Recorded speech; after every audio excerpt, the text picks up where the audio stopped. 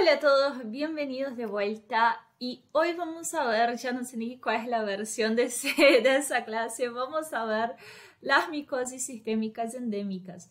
Son un grupo de patologías que no son solo las tres que vemos en esa clase, que hoy vamos a ver histoplasmosis, paracoccidioides y coccidioides, sino que involucran un montón más de patologías. Son endémicas de distintos lugares, por eso solo vemos esas tres que son las que son endémicas a Argentina, a América Latina, que son las que vemos nosotros.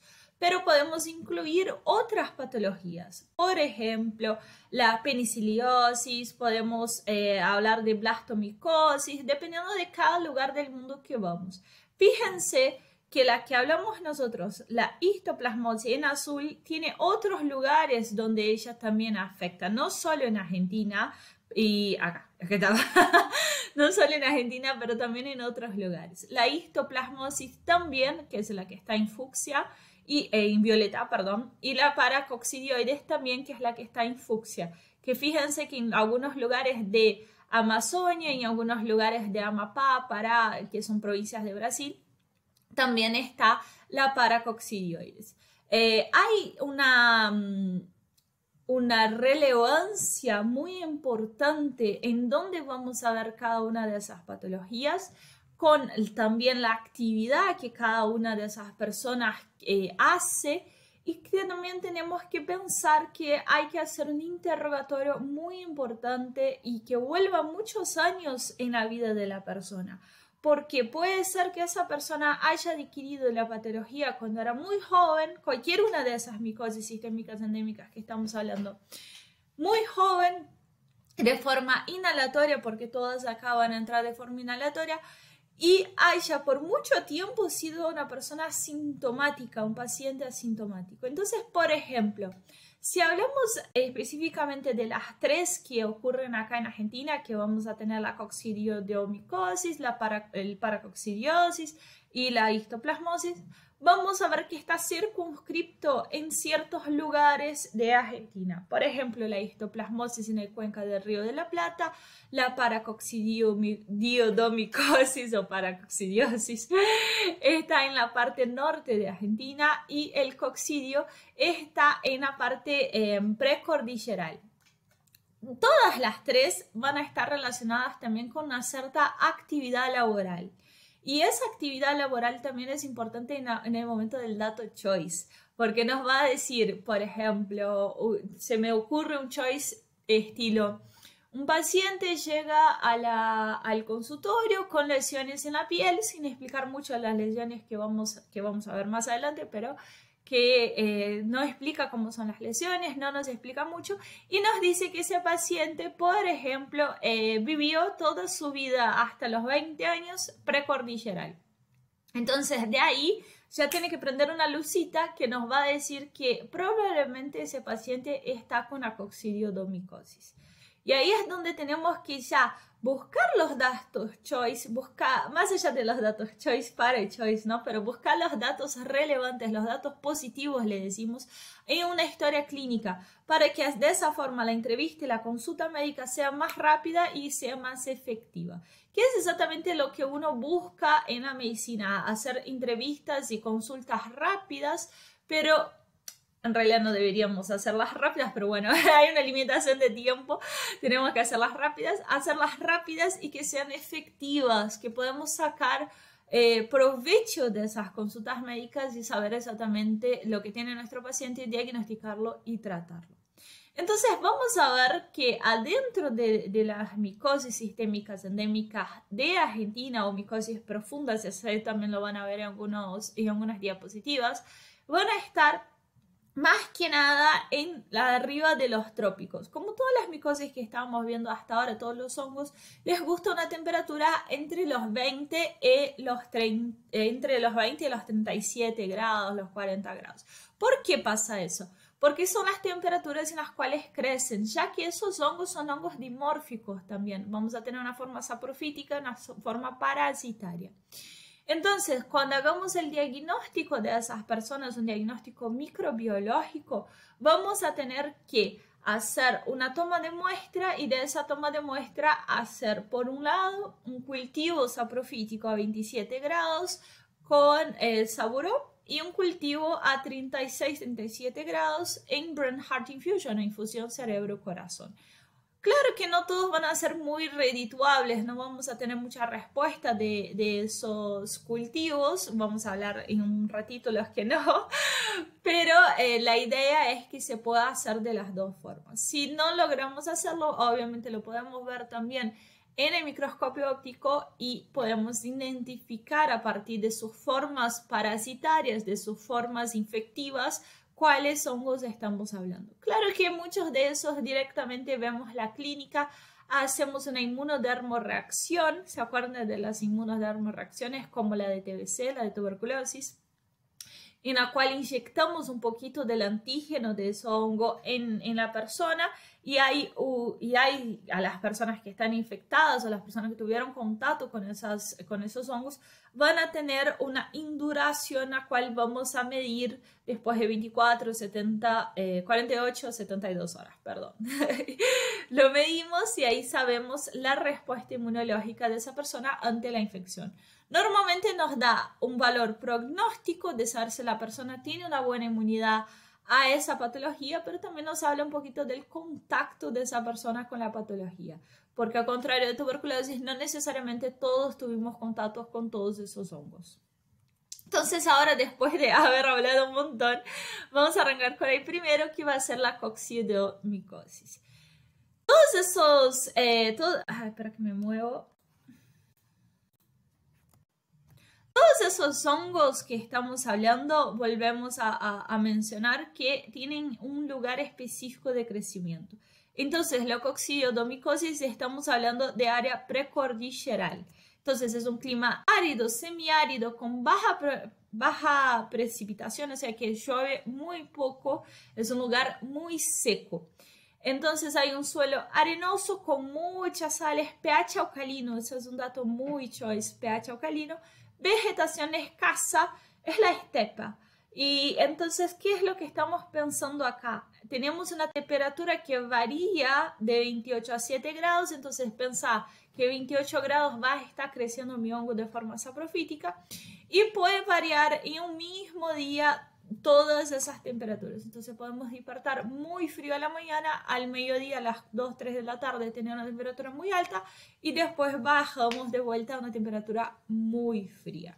Entonces, ¿cómo crece ese hongo en la naturaleza? Va a crecer de forma de micelios. Cría micelios y esos micelios liberan las astroporas. Si no te acordás de las partecitas de la reproducción de hongos, te recomiendo que veas el video de reproducción de hongos para poder recordártelo. Entonces tenemos esas artroesporas, que son esos cachitos acá, esos pedacitos cuadraditos, que es lo que va liberando los micelios, el hongo. Y uno va a inhalar esas endoesporas, se va a inhalar esos cuadraditos. Cuando inhala esos cuadraditos, esos llegan a nuestro pulmón y se rompen, liberando nuestras endoesporas. Esas endoesporas van a formar una esférula, que es la forma parasitaria de ese hongo, y esa esférula va a liberar también las endoesporas.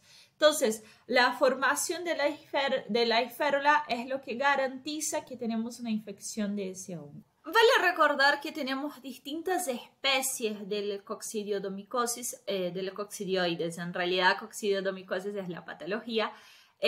Una de ellas es el Posadaci, que es la que fue identificada en Argentina, que les puse eso en el apunte, que está la historia de un patólogo que descubrió el primer caso y está la cabeza del paciente en el Museo de Anatomía, que está en Uriburu 950, en el edificio de patología de la Facultad de la Facultad de Medicina de la UBA. Por otro lado está el Imitis, que es la versión de California, es la versión americana, estadounidense de ese hongo. Entonces tenemos esas dos variables. Pero volviendo un poco acá a la patología, cuando tenemos entonces la esférula adentro del pulmón, podemos tener una coccidiomicosis pulmonar. La mayoría de las personas lo hace de forma asintomática, no va a tener síntomas por tener ese hongo dando vueltas. No se sabe exactamente por qué, pero alrededor del 70% de las personas la tiene de forma asintomática. ¿Van a tener positivas la intradermorreacción? Sí, van a tener positivas la intradermorreacción, pero no van a tener síntomas de esa patología. Ahora, la sintomática vamos a tener una formación de nódulos. Y a ver si ya les pongo las imágenes. Vamos a tener la formación de nódulos adentro del pulmón. Espérame. Que van a ver acá. Lo vemos acá, hay una radiografía de tórax. Vamos a tener esos nódulos. Adentro de la coccidioides pulmonar puede estar muchos años como asintomática y puede volver a reactivarse dependiendo si la persona tiene una inmunodeficiencia, por ejemplo HIV-Sida, una inmunodeficiencia que permita que ese hongo se pueda reactivar. Entonces podemos volver a tener una reactivación de coccidioides pulmonar en una persona que era asintomática, o también podemos tener una coccidioidomycosis cutánea, que ahí es donde tenemos la formación de los nódulos en la piel. Y ahí vamos a tener variantes de la patología, entre leve, entre mediana con algunos síntomas y hasta exacerbada o diseminada por todo el cuerpo. En todas las partes del cuerpo que puede afectar el coccidioides, ¿qué es lo que va a pasar? Van a ser esas formaciones de nódulos con infiltrados. Y la formación de nódulo, que sería esto acá, es una esférula que se está formando y es una esférula inactiva, que la esférula misma va a estar intentando liberar las endoesporas. Entonces ese nódulo va a estar siendo producido en todas las partes del cuerpo. Lo más común, obvio, lo que más conseguimos fotitos son las cutáneas, porque son las que uno puede ver sin mucho aparato. Porque si pensamos que puede estar en hueso, en sistema nervioso central, en intestino, vamos a pensar que esos nódulos no los vamos a ver a ojo desnudo. Entonces la coccidioidomycosis cutánea va a ser la más fácil de ser identificada. Cuando hagamos el cultivo, cuando hagamos la toma de muestra y el cultivo, tenemos que tomar mucho cuidado para no autoinfectarnos, ya que cada uno de las esférulas tiene alrededor de 800 endoesporas, lo que es una liberación muy alta de sus hijitos, de su progenie. Entonces tenemos que tomar mucho cuidado para no autoinfectarnos. Por otro lado, van a crecer en medios como Saburo y tenemos que poner siempre en tubos de ensayo porque no van a crecer muy bien en las placas de Petri. Entonces podemos rescatar ahí lo que son las artroconillas. Ya si queremos ver la forma parasitaria, va a ser más fácil de verla si hacemos una biopsia y vemos directamente, por ejemplo, sacamos un nódulo de la piel, ponemos hidróxido de potasio y lo vemos directamente en una HIE, que son como esas de acá. Eso que estamos viendo es la forma parasitaria. Ese de acá son las formas parasitarias y esa es la forma saprofítica que se sacó del propio cultivo y lo vimos con azul de metileno. Pasamos ahora a la histoplasmosis y la histoplasmosis tiene algo sumamente importante. Recuerden que está en la cuenca del Río de la Plata, o sea, en Buenos Aires, en la provincia de Buenos Aires, y hay un dato choice acá recontra importante. Tiene relación con aves. En realidad tiene relación con los murciélagos, porque los murciélagos son mamíferos, ya sé, pero son los murciélagos lo que va a aparecer en el choice. Pero en la vida real también se puede relacionar con el guano de algunas aves, por ejemplo, gallinas, palomas y otros animales de esos, de otras avesitas que pueden consumir el histoplasmosis y liberar en su caca. Yo sé que el guano no es exactamente una caca, pero bueno, en su caca. Va a estar muy relacionado con con arqueólogos, antropólogos, mineros, cavernas y también con las personas que tienen los otros tipos de animales sin mucho control, como gallinas, palomas y todo eso. De nuevo, ¿qué es lo que está pasando? Nosotros vamos a inhalar lo que son las esporas, lo que son las formas de reproducción, el tallo reproductivo de esos hongos. Cuando lo inhalamos, primero va al pulmón, en pulmón se empieza a subdividir la forma parasitaria, se pasa su forma parasitaria, empieza a subdividirse. Fíjense que acá tenemos una una levadurita muy linda y todo, y se viaja por todo el cuerpo por linfa o por sangre. Va a intentar evadir la respuesta inmune sobreviviendo en neutrófilos y otros polimorfos nucleares. Entonces es importante recordar de histoplasma y los polimorfos nucleares. Un dato que acá está escrito de los 20 centímetros, eso habla de la profundidad hasta que el hongo puede sobrevivir abajo de la tierra. El coccidioides era hasta unos 30 centímetros. A veces aparece algo parecido en los choice y es un dato de color, si te acordás, para decir en un oral, queda lindo. Pero no es tan relevante cuanto saber del Río de la Plata, de la cuenca del Río de la Plata y saber de los murciélagos. La histoplasmosis en realidad hoy en día ya se le considera una patología o una micosis cosmopolita, o sea, que en casi todo lugar del mundo la encontramos, no solamente en el cuenca del Río de la Plata. Fíjense, volvemos un par de diapos, acá, esta diapo. Fíjense, el azul es histoplasmosis. Tenemos en distintos lugares endémicos de la histoplasmosis en sí.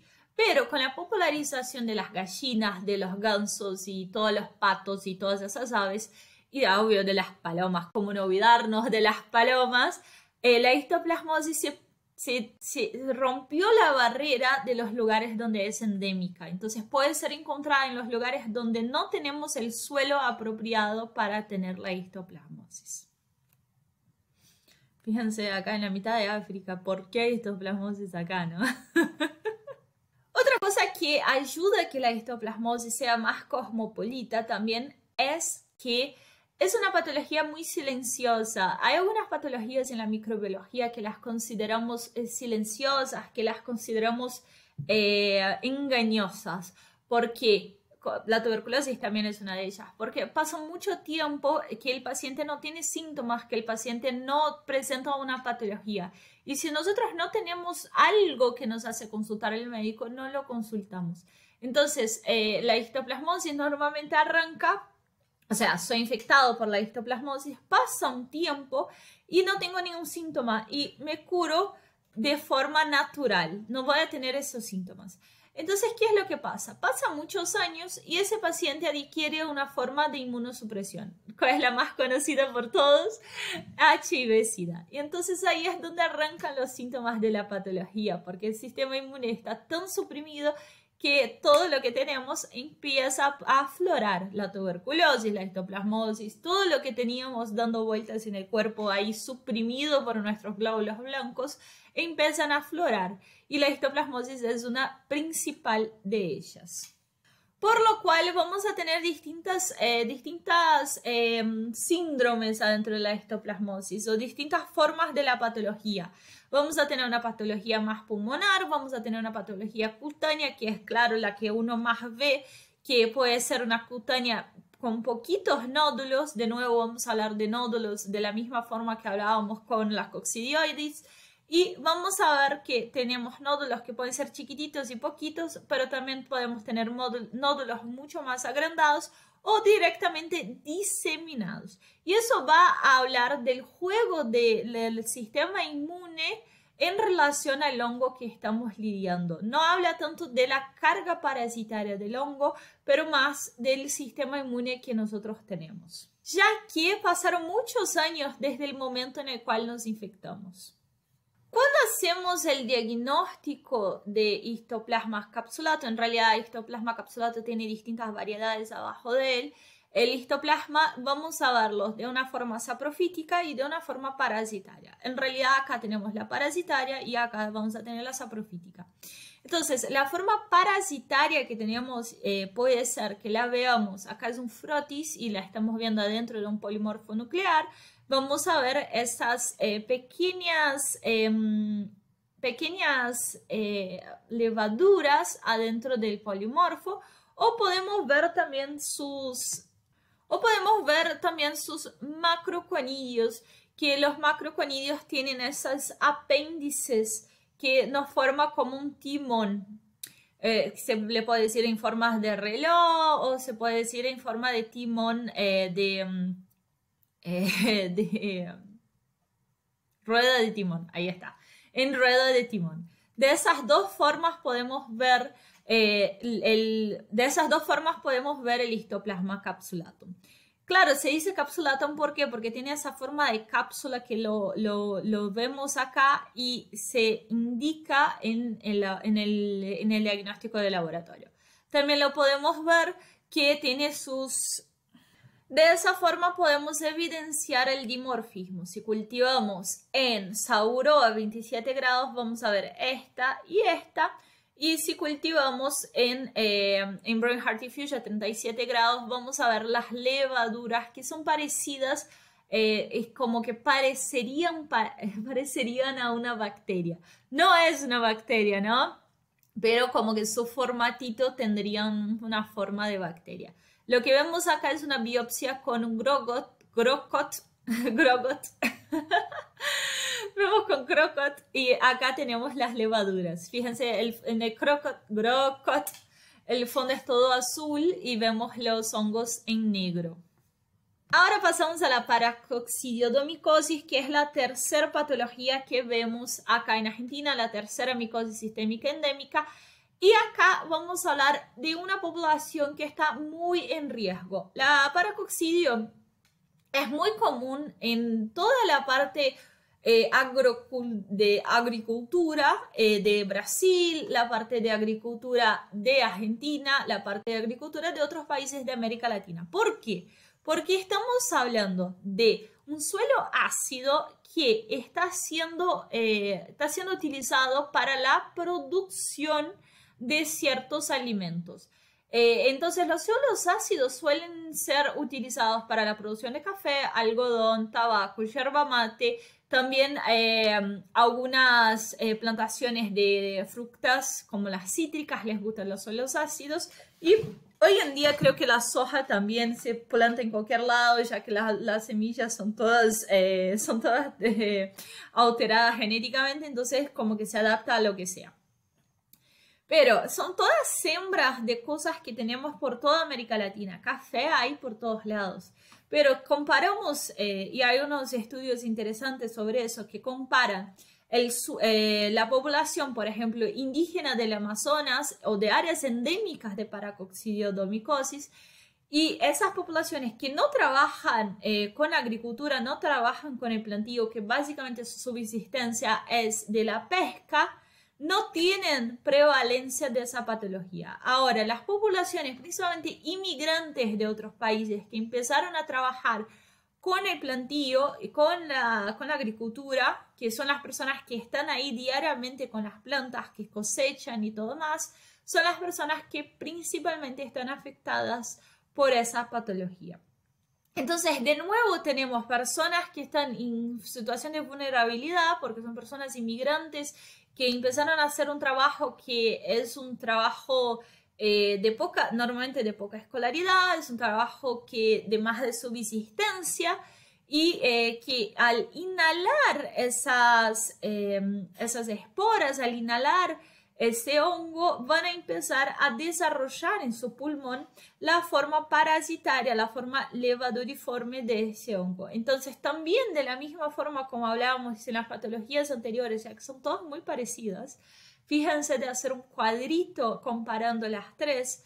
Cuando hablamos de todas esas tres, la histoplasmosis, la coccidio y la paracoccidiomicosis, tenemos que hablar de esa relación con el trabajo que tenemos. Entonces, acá en la paracoccidiomicosis vamos a hablar de agricultura, vamos a hablar de personas que están cosechando, van a inhalar ese hongo, van a desarrollar la forma parasitaria y durante muchos años por ahí van a estar asintomáticas.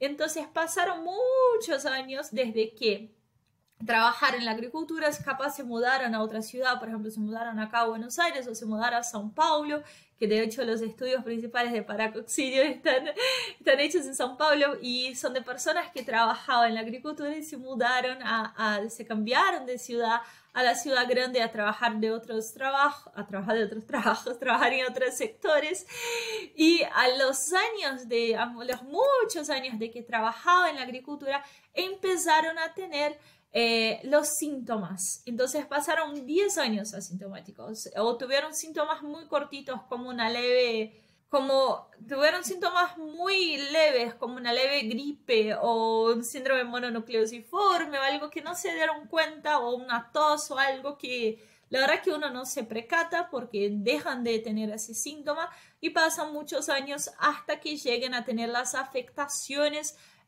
principalmente cutáneas, que de vuelta son las que nosotros más vemos. Hay algo a aclarar acá porque sé que me van a decir, pero en el apunte dice que es aguda. Sí es aguda cuando empieza a tener la patología. Creo que lo voy a aclarar eso en el apunte. Cuando empezamos a tener la patología, o sea, cuando empezamos a tener los síntomas, ahí tiene un curso agudo, pero cuando tenemos desde la infección hasta tener la patología puede ser agudo o puede ser asintomático crónico por muchos años. Entonces, ¿cuál es la clínica que vamos a ver? Vamos a ver de vuelta esos nódulos, pero acá los nódulos son más ulcerativos. Entonces, en comparación a las otras dos, que tenían nódulos más esofíticos, como de crecimiento de la piel, acá tenemos nódulos que se van a erosionar y a hacer úlceras. De hecho, una de las principales clínicas, de los principales síntomas que vamos a ver de los pacientes es exactamente esa fotito horrible que está acá, pero la corrosión del cielo de la boca y del tabique nasal. Entonces hay como un agujero que conecta la cavidad nasal con la cavidad oral. Entonces hay esa corrosión. Después otros síntomas como los labios, también podemos tener esa, fíjense que es un crecimiento esofítico que erosiona. Es como algo medio raro que pasa con el paracoccidiomicosis. Después la pérdida de los dientes, de las piezas dentales, tiene que ver con esa erosión que danifica la raíz de los dientes y eso se cae. Después, claro, ese paciente tiene una paracoccidio diseminada. Fíjense que tiene acá también en pulmón los nódulos y las erosiones en pulmón. Y después presenta la pérdida de las placas de las piezas dentales. Pérdida de las piezas dentales y también tiene esos nódulos, ese mismo paciente. Tiene esos nódulos por todo el cuello. Fíjense que es una patología más...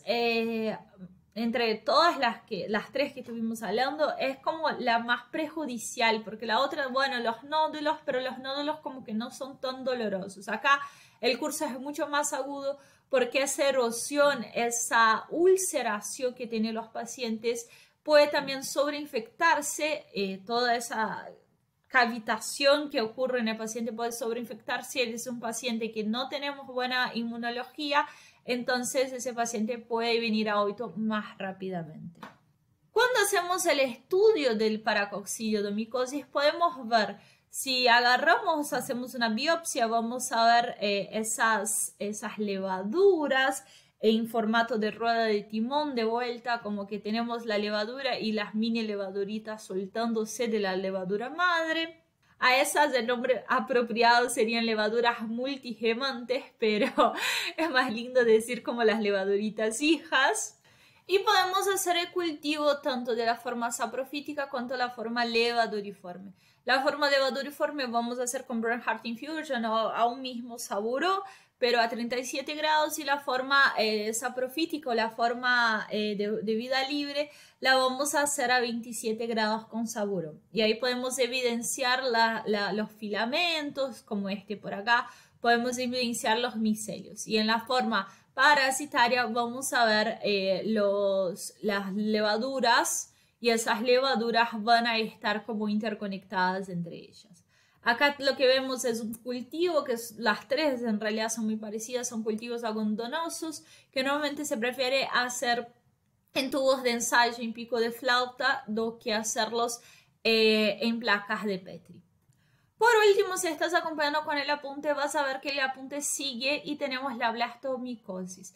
La blastomicosis en realidad es una de las patologías sistémicas endémicas también muy prevalentes, pero no tiene ninguna relevancia acá en Argentina. Lo dejé en el apunte por si te da curiosidad, pero normalmente no es tomada en Argentina, es tomada en otros países. Hasta acá llegamos entonces con las micosis sistémicas endémicas. Ya es el quinto video que hago de sistémicas endémicas porque es un tema súper tomado, súper estudiado. Así que aprende bien el mapita, aprende bien dónde están cada una de ellas y principalmente, que fue lo que nos acotamos en ese video, las diferencias entre ellas, para que sea más evidente en el momento de repasar y rendir el examen.